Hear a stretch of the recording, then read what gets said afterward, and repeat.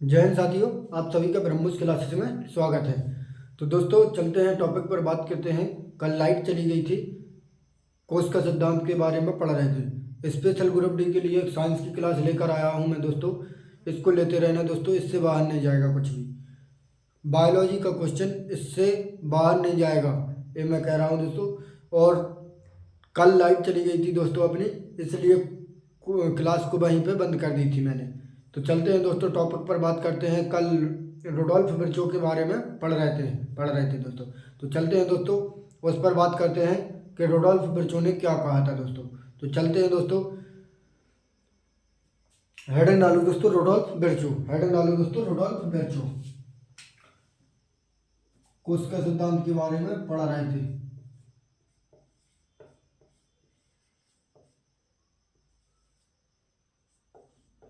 कोश का सिद्धांत के बारे में पढ़ रहे थे दोस्तों। हेडिंग डालो रोडोल्फ विर्चो, रोडोल्फ विर्चो।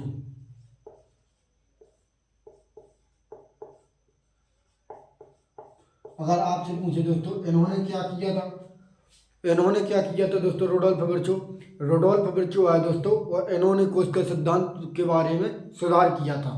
फिर हेडिंग डालो दोस्तों, रोडोल्फ विर्चो के बारे में इन्होंने सुधार किया था। इन्होंने इन्होंने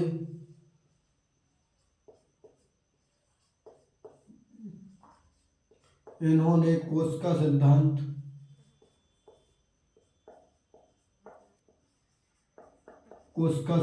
में सुधार किया था। ध्यान रखना दोस्तों, इन्होंने कोश का सिद्धांत में सुधार किया था। अगर इन्होंने क्या कहा था दोस्तों, तो इन्होंने एक कथन दिया था कि पुरानी कोशिकाओं से नई कोशिकाओं का जन्म होता है। इन्होंने कहा था दोस्तों, रोडोल्फ विर्चो ने कहा था कि पुरानी कोशिकाओं से नई कोशिकाओं का जन्म होता है। तो लिखो दोस्तों, इन्होंने कहा था, एक पॉइंट लिखो दोस्तों, इन्होंने कहा था कि पुरानी कोशिकाओं से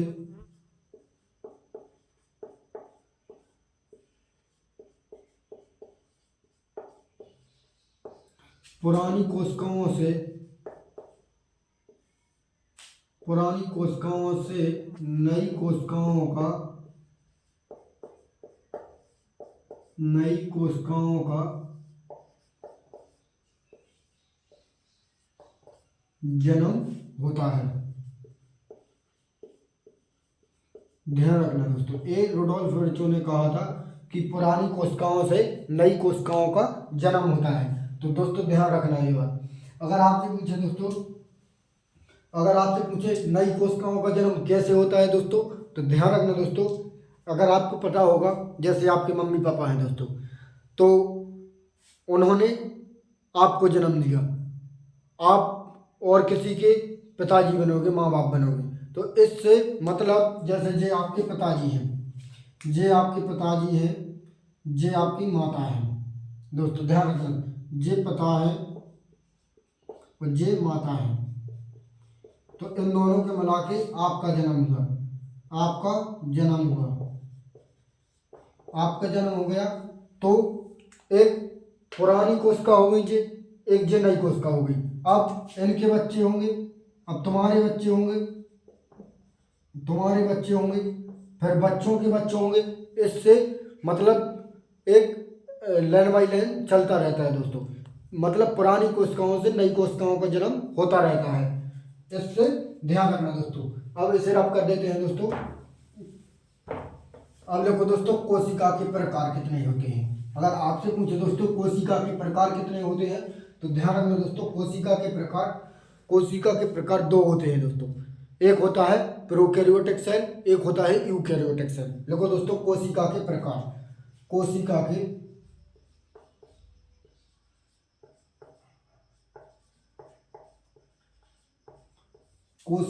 प्रकार कितने होते हैं दोस्तों, तो ध्यान रखना दोस्तों, ये दो होते हैं। कौन कौन से होते हैं दोस्तों, एक होता है प्रोकैरियोटिक सेल,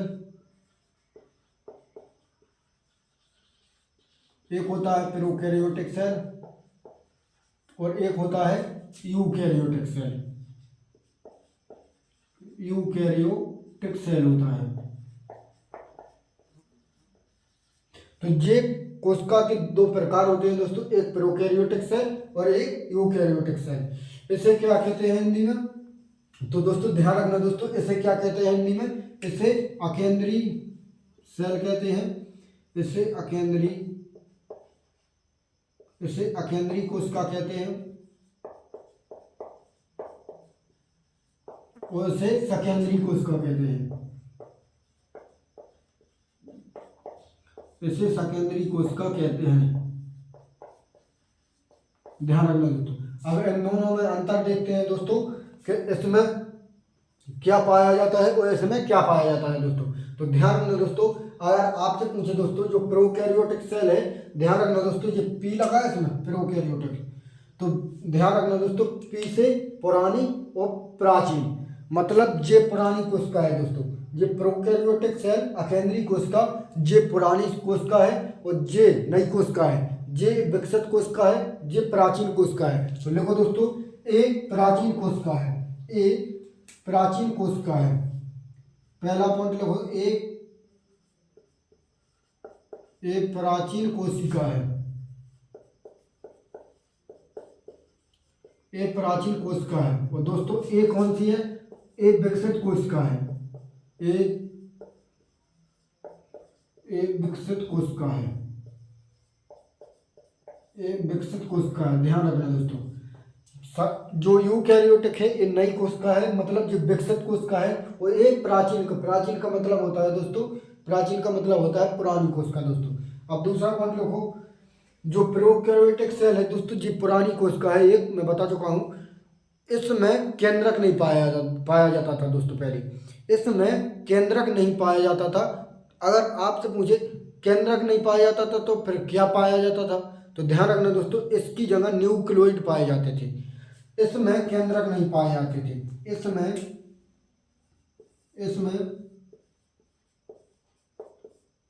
केंद्रक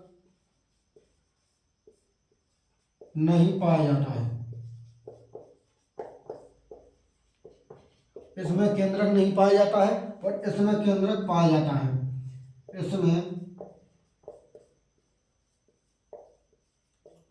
इसमें केंद्रक पाया जाता है। ध्यान रखना दोस्तों, इसमें केंद्रक पाया जाता है क्योंकि ये नई कोशिका है दोस्तों और इसमें केंद्रक नहीं पाया जाता था। अगर इसमें केंद्रक नहीं पाए जाते थे दोस्तों तो केंद्रक की जगह कोई ना कोई कार्य तो करता होगा, केंद्रक की जगह कोई लिए तो होगा दोस्तों। तो ध्यान रखना दोस्तों, इसकी जगह न्यूक्लियोइड पाए जाते थे, न्यूक्लियोइड पाए जाते थे, इसकी जगह न्यूक्लियोइड पाए जाते थे। ध्यान रखना दोस्तों, ये दो पॉइंट ध्यान रखना दोस्तों, इसकी जगह न्यूक्लियोइड पाए जाते थे। अब अगले पेज पर बात करते हैं दोस्तों, इसे अब कर देते हैं, नोट करते चलना दोस्तों मेरे साथ साथ। अब और अंतर देखते हैं इनमें, और क्या क्या अंतर है दोस्तों, क्योंकि अंतर से क्वेश्चन उठाते हैं दोस्तों। एक डालो प्रोकैरियोटिक सेल,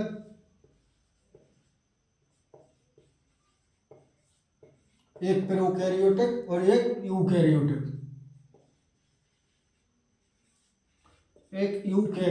ध्यान रखना दोस्तों, इन दोनों में अंतर कर रहे हैं अपन।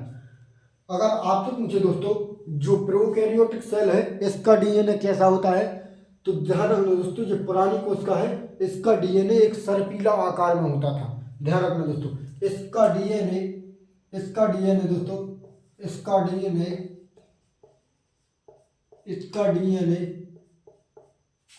सर्पिलाकार है,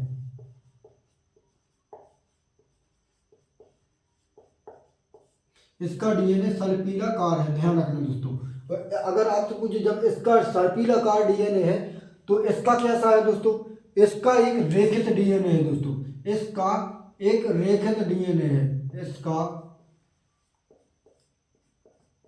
इसका एक रेखित डीएनए है, ध्यान रखना दोस्तों। रेखित कैसा होता है दोस्तों, रेखित होता है ऐसा, और मतलब ये सर्पिलाकार कैसा होता है दोस्तों, सर्पिलाकार ऐसा होता है दोस्तों, सर्पिलाकार ऐसे में मिलेगा आपको, फोटो भी दे सकता है दोस्तों कि सर्पिलाकार डीएनए कैसा होता है। तो ध्यान रखना दोस्तों, सर्पिलाकार डीएनए ऐसा होता है, ध्यान रखना, चित्र भी दे सकता है दोस्तों आपको वो, तो ध्यान रखना दोस्तों। और रेखित डीएनए ऐसा होता है दोस्तों, ध्यान रखना। और आपसे पूछे दोस्तों, जो प्रोकैरियोटिक सेल है इसके डीएनए पर हिस्टोन प्रोटीन नहीं पाई जाती थी। जो जो जो प्रोकैरियोटिक सेल है दोस्तों, इसके डीएनए पर हिस्टोन प्रोटीन नहीं पाई जाती थी और इसके डीएनए पर हिस्टोन प्रोटीन पाई जाती है। तो देखो दोस्तों, एक अंतर और ये है, इसके डीएनए पर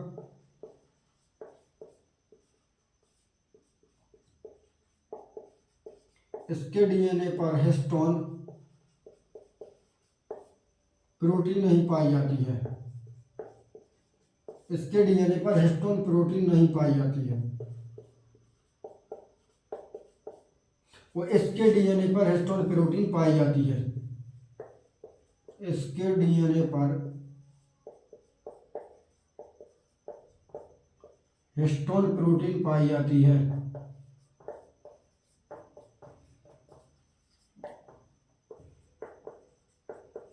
ध्यान रखना दोस्तों, ये अंतर है। पूछा जाता है क्वेश्चन यहाँ से कि इसका डीएनए कैसा होता है, इसके कौन से डीएनए के पर हिस्टोन प्रोटीन नहीं पाई जाती है। तो ध्यान रखना दोस्तों, यहाँ से क्वेश्चन उठाते हैं। अगर आपसे पूछे दोस्तों, जब प्रोकैरियोटिक सेल है, एक पुरानी कोशिका है, तो इसमें राइबोसोम भी कम पाए जाते होंगे दोस्तों। इसमें राइबोसोम कितने पाए जाते हैं? इसमें राइबोसोम 70S पाए जाते हैं और इसमें राइबोसोम कितने पाए जाते हैं? क्योंकि विकसित कोशिका है दोस्तों, तो इस पर राइबोसोम 80S पाए जाते हैं। इसमें राइबोसोम कितने पाए जाते हैं दोस्तों? इस पर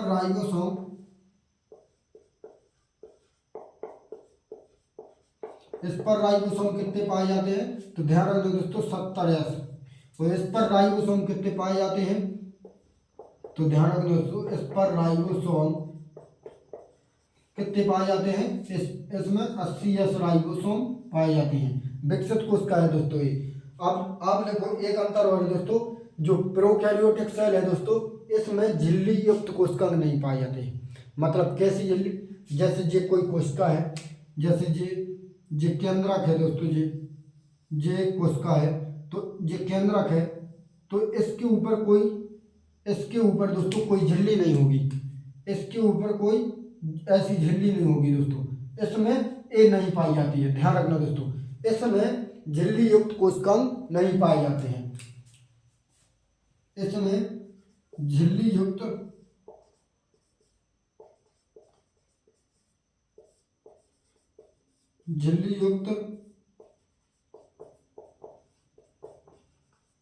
कोशिकांग नहीं पाए जाते हैं।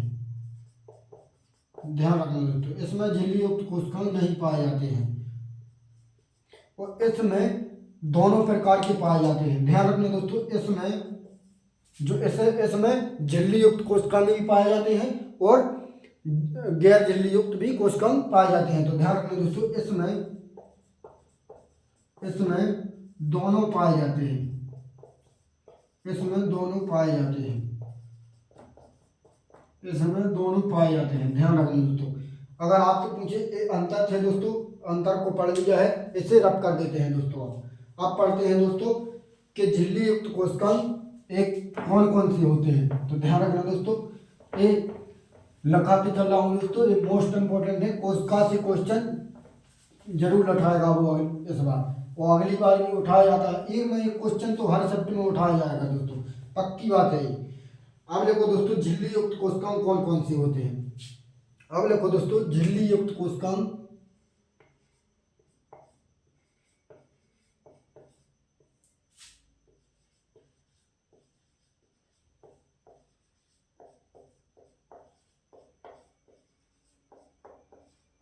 अगर आपसे पूछे दोस्तों, झिल्ली युक्त कोशिकांग कौन कौन से होते हैं, तो दोस्तों झिल्ली युक्त कोशिकांग में एक तो होता है एकल झिल्ली और एक होता है दोहरी झिल्ली। तो ध्यान रखना दोस्तों, इसे दो भागों में बांटा गया है। एक तो एकल झिल्ली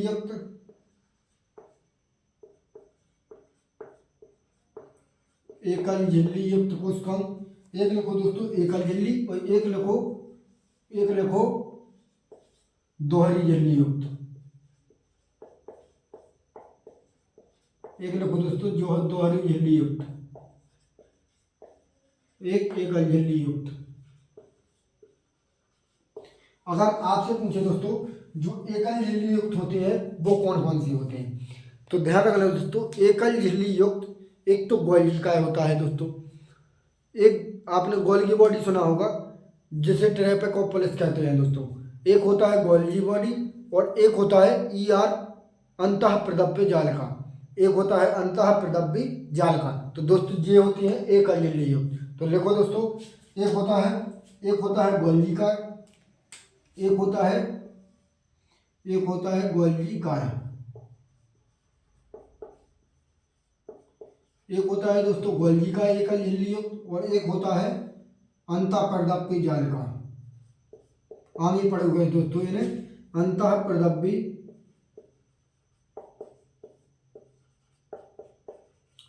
प्रदब्य जालिका।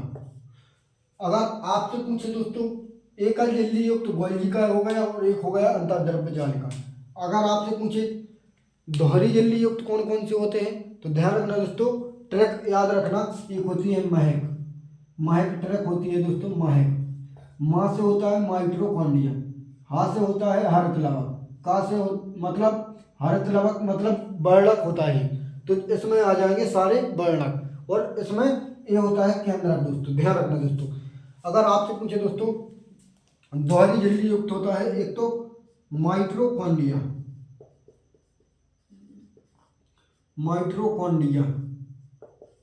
इसे कहते हैं हिंदी में सूत्रकणिका, इसे कहते हैं दोस्तों सूत्रकणिका। ध्यान रखना दोस्तों, इसे कहते हैं सूत्रकणिका। और एक होता है क्या, एक होता है केंद्रक, ये दोहरी झिल्ली युक्त है दोस्तों। और तीसरे होते हैं वर्णक, ध्यान रखना दोस्तों, तीसरे होते हैं वर्णक मतलब लवक, सारे लवक ये दोहरी झिल्ली युक्त होते हैं। ध्यान रखना दोस्तों। अब अगर आपसे पूछे दोस्तों इसे रब कर देते हैं दोस्तों, फिर बात करते हैं प्रोकैरियोटिक और यूकैरियोटिक के बारे में, कुछ बातें जानकारी में और लेते हैं, क्योंकि इससे क्वेश्चन बनेगा, बाहर नहीं जाना चाहिए बस इससे। अब देखो दोस्तों प्रोकैरियोटिक और यूकैरियोटिक।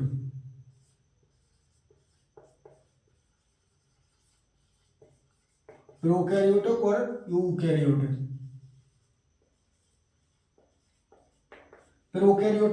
यूकैरियोटिक, अगर आपसे पूछे दोस्तों ये श्वसन कैसी करता है, प्रोकैरियोटिक में श्वसन कैसी होती है, तो ध्यान रखना दोस्तों इसमें और इसमें दोनों में श्वसन एक सी होती है। मतलब कैसी, वायवीय और अवायवीय दोनों में सेम होती है। इसमें श्वसन वायवीय और अवायवीय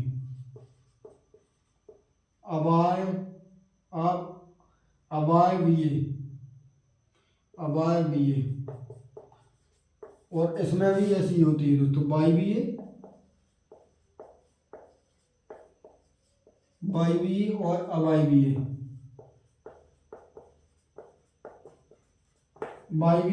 अवायवीय, दोनों में श्वसन दोस्तों एक सी होती है। श्वसन का कोई अंतर नहीं है दोस्तों, ध्यान रखना। अगर आपसे पूछे दोस्तों इसमें कौन सा श्वसन कोशिकांग है, इसमें श्वसन कोशिकांग को क्या कहते हैं? जो प्रोकैरियोटिक है दोस्तों इसमें श्वसन कोशिकांग को क्या कहते हैं? इसमें श्वसन कोशिकांग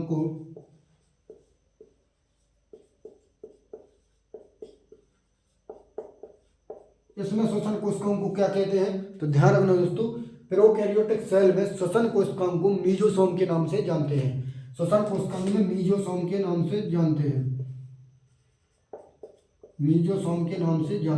ध्यान रखना दोस्तों, मीजोसोम के नाम से जानते हैं। अगर आपसे पूछे दोस्तों इसमें श्वसन कोशिकांग को क्या कहते हैं, इसमें श्वसन कोशिकांग कौन सा है? तो ध्यान रखना दोस्तों इसमें श्वसन कोशिकांग होता है माइटोकॉन्ड्रिया, इसमें होता है श्वसन कोशिकांग माइटोकॉन्ड्रिया, इसी को सूत्रकणिका कहते हैं। जो यूकैरियोटिक सेल है दोस्तों, यूकैरियोटिक सेल में होता है श्वसन कोशिकांग माइटोकॉन्ड्रिया सूत्रकणिका, और जो प्रोकैरियोटिक सेल है दोस्तों उसमें श्वसन कोशिकांग को मीजोसोम के द्वारा होता है। ध्यान रखना दोस्तों। अब चलते हैं कुछ बातें और है अभी। अगर आपसे पूछे दोस्तों प्रोकैरियोटिक सेल के अंदर कौन कौन से आते हैं, अगर आपसे पूछे दोस्तों प्रोकैरियोटिक सेल है जो, उसके अंदर कौन कौन से आते हैं, तो ध्यान रखना दोस्तों प्रोकैरियोटिक सेल में के उदाहरण लिखो दोस्तों, इसके उदाहरण लिखो। इसके उदाहरण में आ जाएंगे कौन कौन से, जैसे जीवाणु। इसके उदाहरण में कौन कौन से आ जाए, अगर आपको जीवाणु मिल जाए तो दोस्तों वो प्रोकैरियोटिक सेल के अंदर लगा देना आंखें मूंछ के। अगर आपसे पूछे, एक होता है जीवाणु, एक होता है जीवाणु, इसी को बैक्टीरिया कहते हैं दोस्तों, इसी को कहते हैं बैक्टीरिया, इसी को कहते हैं बैक्टीरिया दोस्तों। अगर आपसे पूछे दोस्तों जीवाणु अगर आपको मिल जाए, एक होता है आर्की जीवाणु। जितने भी जीवाणु होते हैं दोस्तों वो सारे प्रोकैरियोटिक सेल में आते हैं। एक होता है आर्की जीवाणु, एक होता है आर्की जीवाणु। तीसरा होता है, एक होता है दोस्तों, एक होता है साइनो जीवाणु, एक होता है साइनो, एक होता है साइनो जीवाणु। ध्यान रखना दोस्तों, एक होता है साइनो जीवाणु, आर्की जीवाणु। और जो साइनो जीवाणु क्या होता है दोस्तों, जे नीली हरी शैवाल होता है, जे नीली हरी शैवाल होता है, नीली हरी शैवाल होता है दोस्तों। ध्यान रखना दोस्तों, इसी को नीली हरी शैवाल कहते हैं, साइनो जीवाणु को। अगर आपसे पूछे दोस्तों इसके उदाहरण जान लेते हैं, कुछ इसके उदाहरण जान लेते हैं दोस्तों। तो ध्यान रखना दोस्तों, श्वसन को जो यूकेरियोटिक सेल के अंदर आ जाएंगे बहुकोशिकीय जीव और बहुकोशिकीय जीव दोस्तों, बहुकोशिकीय पादप और बहुकोशिकीय जंतु आ जाएंगे इसमें। मतलब पादप और जंतु के उदाहरण, पादप और जंतु के अंदर आएंगे जो, वो सारे यूकेरियोटिक सेल में आएंगे। ध्यान रखना दोस्तों, इसके उदाहरण जैसे पादप में आ जाएंगे पेड़ पौधे, इसमें सारे पेड़ पौधे आ जाएंगे। ध्यान रखना दोस्तों, इसमें सारे पेड़ पौधे आ जाएंगे। और जंतु में आ जाएंगे सारे जंतु, मतलब अपन लोग, मनुष्य, ये सारे इसमें आ जाएंगे दोस्तों। यूकेरियोटिक विकसित कोशिका है, पेड़ पौधे आ जाएंगे, मनुष्य आ जाएंगे, जिनमें बहुकोशिकीय जीव होते हैं वो यूकेरियोटिक सेल में आ जाएंगे। और प्रोकैरियोटिक सेल के अंदर जीवाणु, आर्की जीवाणु, साइनो जीवाणु, इसी को नीली हरी शैवाल कहते हैं। तो ध्यान रखना दोस्तों। अगर आपसे पूछे दोस्तों अमीबा, यूग्लिना, पैरामीशियम, इसके अंदर आते हैं जी। एक होता है अमीबा,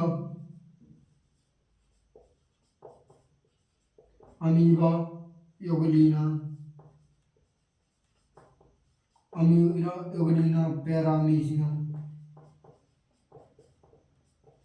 पैरामीशियम, ये सारे दोस्तों ये तीनों एक कोशिकीय जीव होते हैं दोस्तों।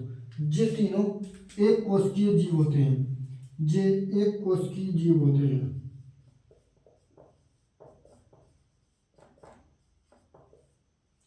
एक कोशिकीय, क्योंकि ये दोनों तो बहुकोशिकीय होते हैं दोस्तों। पादप और जंतु में जो आते हैं वो बहुकोशिकीय होते हैं। ध्यान रखना दोस्तों, कंफ्यूज मत होना, ये बहुकोशिकीय होते हैं। और ये अमीबा, यूग्लिना, पैरामीशियम और ईस्ट, ये चारों एक कोशिकीय जीव हैं दोस्तों। और ये इन्हें यूकेरियोटिक सेल के अंदर आते हैं दोस्तों। ध्यान रखना दोस्तों। अब आगे बात करते हैं, इसे रब कर देते हैं, इसे रब कर देते हैं दोस्तों।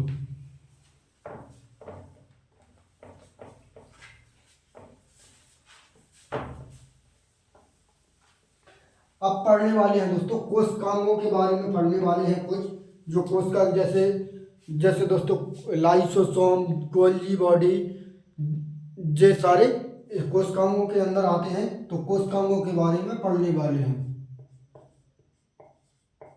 कोशिकांग पढ़ने वाले हैं। हेडिंग डालिए दोस्तों कोशिकांग। कोशिकांगों के बारे में दोस्तों एक आता है क्या, एक आती है दोस्तों, एक आती है दोस्तों कोशिका भित्ति। जैसे एक कोशिका भित्ति आती है कोशिकाओं में, कोशिका भित्ति, कोशिका भित्ति, इसे बाद में पढ़ेंगे, लेकिन अब पहले पढ़ते हैं दोस्तों। एक कोशिका में एक तरल भरा रहता है दोस्तों, कोशिका में एक तरल भरा रहता है, कोशिकीय तरल, जिसे किस नाम से जानते हैं? तो ध्यान रखना दोस्तों, एक उसे कहते हैं दोस्तों जीव द्रव। जीव द्रव में भरा रहता है, मतलब उसी को तरल कोशिकीय कहते हैं। एक होता है दोस्तों तरल कोशिकीय, देखो दोस्तों, एक होता है कोशिकीय तरल, कोशिकीय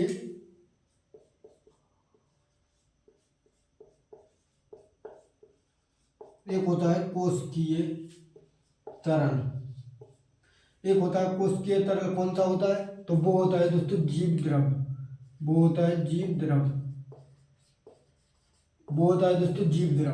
अगर आपसे पूछे दोस्तों, जे इसमें कोशिकीय तरल के रूप में होता है जी, अंदर कोशिका के अंदर जो जीव द्रव होता है वो होता है एक तरल के अंदर लिक्विड फॉर्म में भरा रहता है। अगर आपसे अब जीव द्रव के बारे में कुछ बातें जान लेते हैं दोस्तों। अगर आपसे पूछे दोस्तों जीव द्रव नाम किसने दिया था, अगर आपसे पूछे दोस्तों जीव द्रव नाम किसने दिया था, तो जीव पुरकिंजी भाई साहब ने दिया था, जीव पुरकिंजी ने दिया था। अगर आपसे पूछे दोस्तों जीव द्रव को जीवन का भौतिक आधार किसने कहा था, जीव द्रव को जीवन का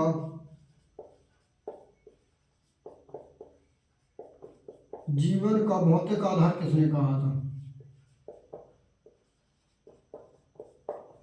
अगर आपसे पूछे दोस्तों जीव द्रव है जो, इसे जीवन का भौतिक आधार किसने कहा था, तो ध्यान रखना दोस्तों, इसे हेक्सले ने कहा था। जीवन का भौतिक आधार हेक्सले ने, जीवन का भौतिक आधार किसने कहा था, तो जे हेक्सले ने कहा था। ध्यान रखना दोस्तों। अगर आपसे पूछे दोस्तों जो कोशिका जीव द्रव है जो कोशिका के अंदर पाया जाता है, जीव द्रव है दोस्तों कोशिका के अंदर पाया, इसे रब कर देते हैं, फिर बांटते हैं इसे दो भागों में बांटा गया है दोस्तों। जीव द्रव को दो भागों में बांटा गया है दोस्तों, जीव द्रव को दो भागों में बांटा गया।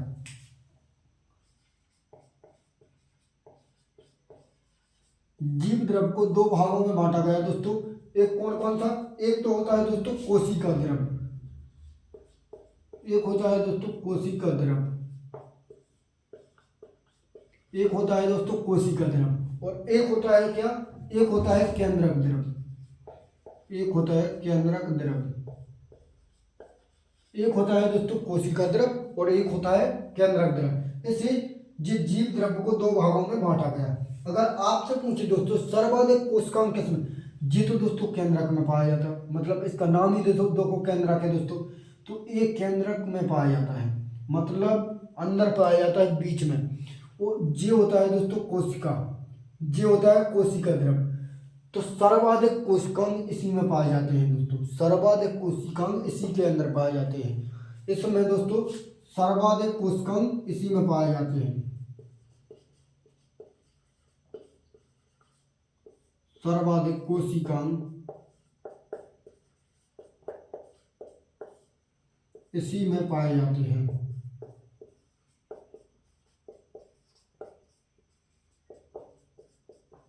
ध्यान रखना दोस्तों, सर्वाधिक कोशिकांक इसी में पाए जाते हैं। अब दोस्तों कोशिका भित्ति के बारे में कल पढ़ेंगे, कोशिका भित्ति के बारे में कल पढ़ेंगे दोस्तों। आज के लिए इतना ही रहने देते हैं। तो चलते हैं दोस्तों, मस्त पढ़ाई करते रहना दोस्तों, पढ़ाई के साथ साथ अपना रिवीजन भी करते रहना दोस्तों। रिवीजन से आपको अंदर से एक मोटिफाइड आता है, मतलब आपको आपके दिमाग में कितनी चीज़ें हैं, तो इससे आपको एक हैबिट आती है, मतलब आपको एक मोटिवेशन मिलता है इससे। तो ध्यान रखना दोस्तों, पढ़ने के साथ साथ रिवीजन भी करते रहना। रिवीजन से आपके दिमाग में चीज़ें रहेंगी, क्योंकि आपके नोट्स नहीं जाएंगे दोस्तों वहाँ पे। तो ध्यान रखना दोस्तों ये बात मेरी, इससे इसका रिवीजन करते रहना दोस्तों। तो चलते हैं दोस्तों, आज के लिए इतना ही। जय हिंद साथियों।